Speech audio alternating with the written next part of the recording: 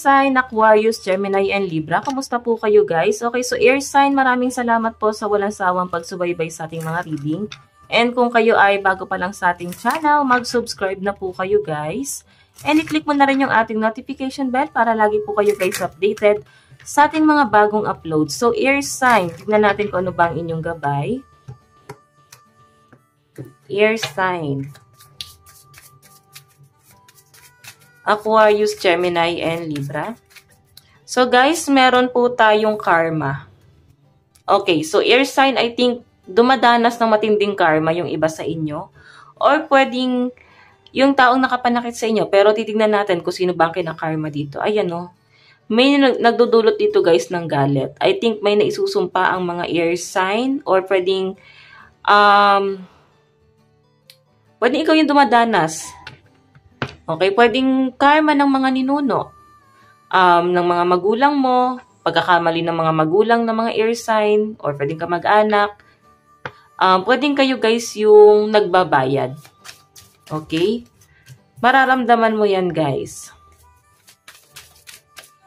Yung iba sa inyo guys, may disappointment kang nararamdaman pagdating sa parents mo. Yun ang nafe-feel ko dito. Or pwedeng pamilya, kapatid, pinsan, kamag-anak, kung hindi man sa parents mo, pwedeng sa relatives. Okay, may disappointment kang nafe-feel. So, pamilya kasi guys yung nakikita ko dito. I think parang feeling mo pinagbagsakan ka ng langit at lupa kasi pinasan mo na lahat ng responsibilidad. Ayan no, ginawa ka nilang source of income. So, makakalaya ka lang dyan guys. I think hindi pa ito yung takdang panahon para makalaya ka dyan kasi soon pa eh. Okay? So, I think may plano na rin ng mga air sign kung paano ka makakalaya sa ganyang klase ng cycle. Okay? Pinaghahandaan nyo to guys. Pinag-iisipan nyo talagang mabuti yung mga hakbang na gagawin nyo. Okay? So, titingnan pa natin air sign. Ano pa bang ipapakita sa inyo rito? Sa ngayon, siguro kailangan maging chill ka muna. Okay? Nakikita ko ang dami ng problema ng mga air sign. Hindi mo na kayang i-handle, no? Tingnan pa natin, air sign. So, guys, meron tayong partnership. Ayan, no? I think may ending na nangyayari dito. Parehas kayo mabagal ng person mo, mabagal yung energy. So, I think sa love life mo to air sign na tinatanong mo ngayon, may pag-aantay akong nakikita rito. And may nag-aantay na may mag-offer. So, may sudden change. May pagbabagong nangyayari. Yun yung pinapakita.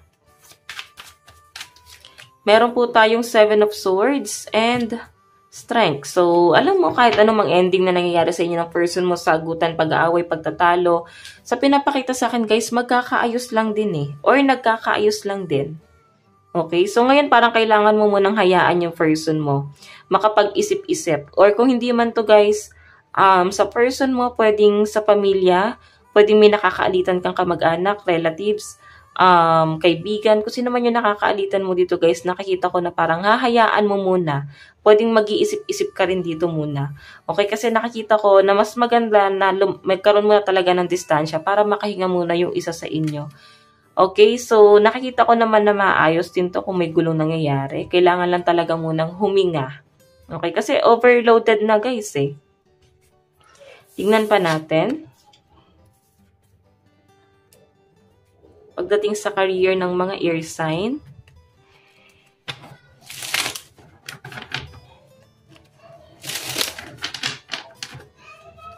Air sign.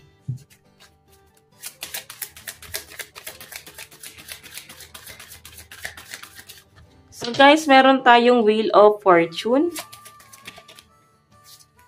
Meron tayong 6 of Torches. Meron tayong King of Torches. So, air sign sa pinapakita sa akin, may changes na mangyayari pagdating sa career mo. Ito na may cycle. So, I think new beginning para sa'yo. And I think nandun ka sa point na parang nabubuhayan ka ulit. Parang kailangan mo na ulit pagtuunan ng pansin yung mga nakaligtaan mo nitong mga nakarang araw. Or pwedeng meron kang ibang pinagpukusan eh. Parang meron kang ibang bagay na mas pinagtuunan ng pansin, and I think wala ka namang nakuha doon sa pinagtuunan mo ng pansin itong mga nakaraan. Kaya sa pinapakita sa akin guys, mas magpo-focus ka ngayon talaga sa career mo. Okay? So, wala mo nang ibang magpapadistract sa inyo ngayon dito. Kasi pagtutunan mo talaga to ng pansin. And meron tayong King of Torches. Ayan, no? Napaka-fiery ng energy mo and nakikita ko yung pagiging motivated ng mga air sign.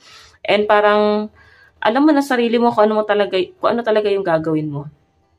Okay? Nakikita ko sa inyo yung pagiging determinado. Okay?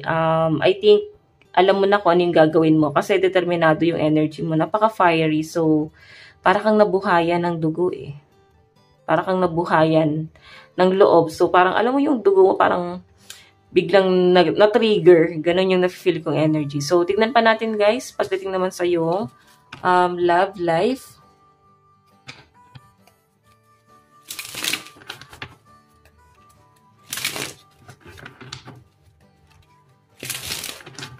Pagdating sa love life.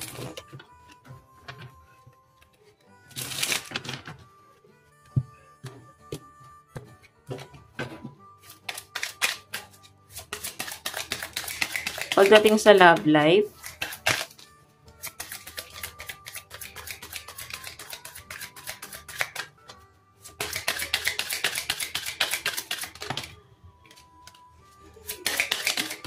So guys, meron tayong 5 of Swords. Oops. Meron tayong Queen of Cups.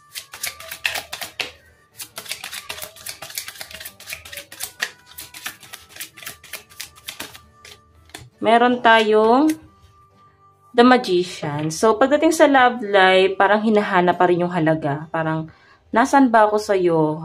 Pwede naghahanap na guys ng attention eh.